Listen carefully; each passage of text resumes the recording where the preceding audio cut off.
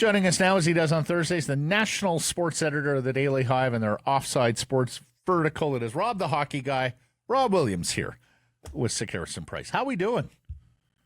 Doing great. I'm wondering if are the Detroit Lions, do they have LL Cool J playing before the game or anything, or what's going on there? Well, this isn't the regular season home opener, Rob, so we'll see what they have planned.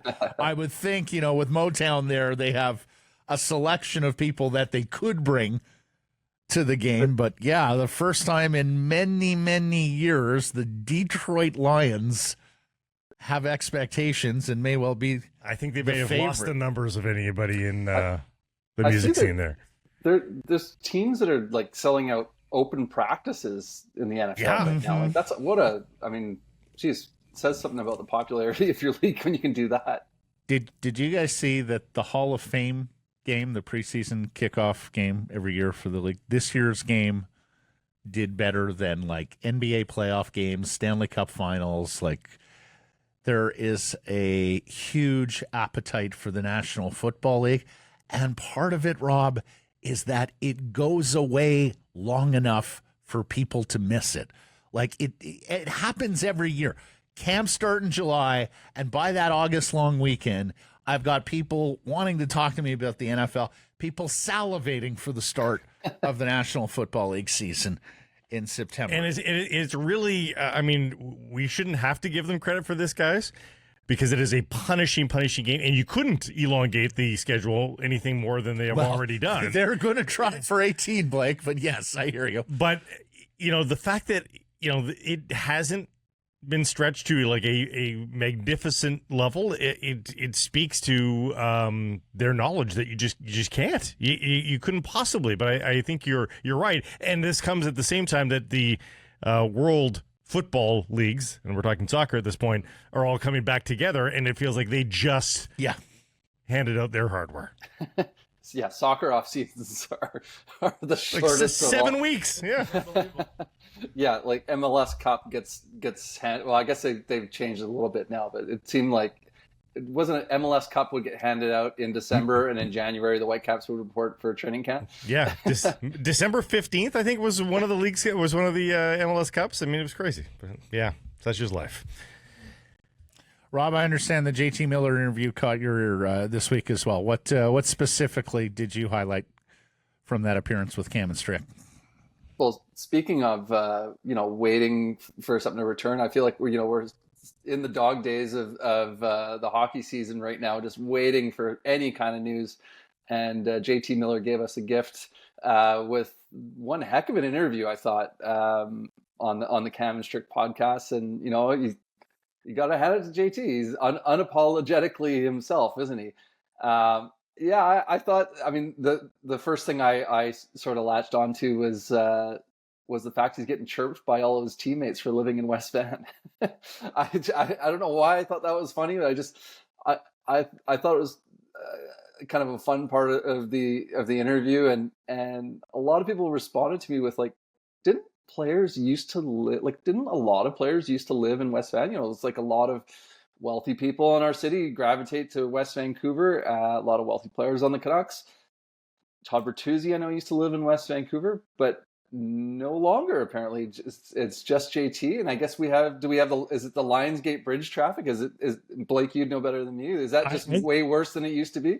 I think there just seemed to be a West Side magnet for a long time, and I think a lot of the young guys will be Yaletown, and then the older guys go to the West Side. But there's never been a huge population. I know Higgins lived in West Van as well, but it's never been a huge. West Side has always been the bigger congregation, I think. So, but yeah, I get it, because West Van, despite the fact I think it's changing, I think it still gets the old person sort of reputation, and JT being on the older side of this roster, I'm sure they have some fun with him on that. I do think it's interesting that the new players in the team, if you just look at I'm not following any players home or anything like that, but you look at their Instagram accounts, it seems like a lot of the brand new players live in the Aquilini Tower, like right next to the rink. Yeah. Which, that's maybe a little close to the rink. You think they'd find somewhere else. I don't know if they have like. Do you want to look at your place of Canucks work all the condos? time? Yeah, exactly. That's a little weird. I know Bruce Bruce Boudreau, I know, was living there when he was coaching the team. I recall we kind of just were exiting the rink at the same time, and I remember it was pouring rain, and he walked out without it. Didn't even have an umbrella. Just like walked out right in the middle of an awful Vancouver winter, and just walked 10 seconds in the rain, and then he was at his condo. So pretty convenient in that respect, but. I feel like Yaletown's got to be the most popular place for Canucks players. Daily Hive's offices in Yaletown, so you just randomly see Canucks players walking around the neighborhood. It's not so unusual. So I used to see Chris Tanev with to-go boxes all the time. He was always, sort of pre-DoorDash. Chris Tanev was always going out, walking to get his takeout food. They used to send him home with healthy meals, right? Yeah. Or the Gillis plan. Yeah. We don't expect young people to come here and get everything right, so we're going to make it as easy for them as possible. Yeah.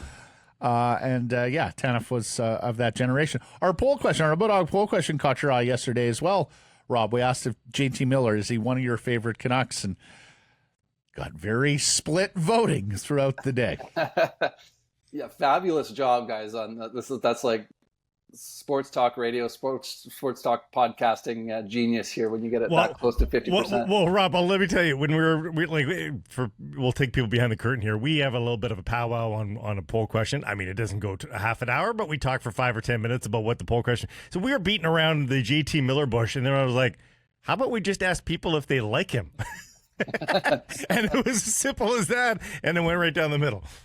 I mean, it's such an interesting, and when I saw it, I thought, geez, yeah, like this is gonna be divided. And I feel like we use the term like polarizing a lot in sports, and I think we sometimes use it incorrectly. Like we'll talk about like Eric Goodbranson being a polarizing player and Lucas Biza being a polarizing player. I mean, those guys weren't really that polarizing. Like they were not really that well liked, by players. Canucks fans. Yeah, because they weren't very good here, right? Yeah.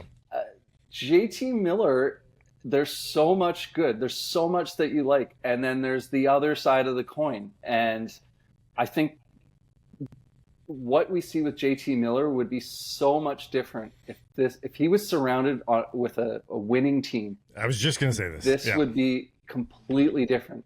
Yeah. One, there wouldn't be the need for as many outbursts because they'd be winning more often. Two, you're surrounded by better players, so it's not all on you to be doing this. And three, when you're passionate and slamming your stick and getting mad, and then you go out there and score and the team wins, people love you, right? When you do that and you lose, it looks like you're losing your composure. So I think that a lot of that is quite different. And also, like the Canucks have had to lean on him so much. Like they've played him out of his depth, right? Like playing him 23, 24 minutes a night on some nights, playing him, on the penalty kill where he's ill-suited. If they put him in a different situation, I think we'd see it a lot different. But I can understand why fans love him, right? Like he goes on the podcast, says how he doesn't like some of the media, says how he loves the passion of the fans. Like what fan doesn't hate some of the members of the media and is passionate, right? So like I totally get it, right? Oh, yeah. No, I mean, messenger shooting is quite popular, particularly when the club has been uncompetitive for a decade. You've got to find tails to pin. Yeah.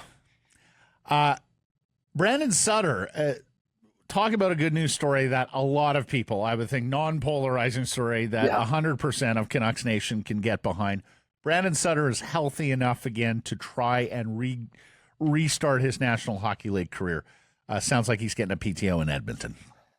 Yeah, I mean, that story broke this week, and I want to say it's fantastic news, but geez, we'll see, right? Like, is he healthy enough, or is he going to be able to withstand the rigors of the NHL? That's the first question. Clearly, he thinks he can give it a go, so he's going to try. The second part is, like, does he still have it? He's 34 years old now, has been out of the league for 2 years, has been through a lot health-wise. Can he do it? I mean, if he can be close to the player that he was, I think that, especially on the Oilers, like that would be a good fit. Like they're looking for a penalty killer, looking for a guy that can win faceoffs, looking for a fourth line center. So it does seem to check a lot of boxes for them. But like, the jury is out if he can do it. But I think people will be cheering for him in Vancouver. That's for sure. He was on the decline anyway, guys. Right? He was on the decline anyway. A right shot, penalty killing, face-off winning. Yeah. Who else? Center. Yes. On a PTO. But here's the thing. He's a penalty killing center still. Does he have? I mean, he was not fast to begin with. Costs you nothing to look. Oh no, for a PTO, by all means. For a PTO, by all means. But in terms of projecting whether or not, let's pretend he didn't even have long COVID. Let's pretend he was broke his leg. Yep. And he was coming back, or something even more benign than that. Broke his elbow, so he's coming back. He's got his legs the same way they were. I think he'd still be hard pressed to make the NHL this year. As a fourth line center for $1 million, maybe that's possible to attain for him. But I think he's going to be uphill regardless of his health, based on where we last saw him. I mean, this is why we scrutinize long contracts beyond the age of 30, right? Like, players just fall off just naturally. Like, even if they're in shape, even if they're playing every season, to expect a player to be good until he's 34 is a tough ask for a lot of guys. So it's going to be really difficult for Sutter, and that's the only thing I'm holding back the excitement in this story is, like, can he do it? Will he be willing to, will the Oilers be willing to sign him to a 2-way contract? And will he be willing to maybe get his legs underneath him in the AHL, to try to work his way back? That might be a little more realistic scenario. And maybe he's a one of the early call-ups for them when they needed some bodies. But yeah, the fact that he's able to just compete in training camp and feels like he's able to do that, because he wasn't able to do that for 2 years. He didn't touch the ice in Vancouver, over it's crazy. After the whole long COVID bout that he had. Very happy for the person. Very happy for the person. Indeed. Wish him the best. Hoping to talk to him here coming up soon. Rob, thanks for this, buddy. You have a fantastic week. We'll catch up next week. This clip brought to you by LiUNA 1611, BC Laborers Union. Check out 1611.ca.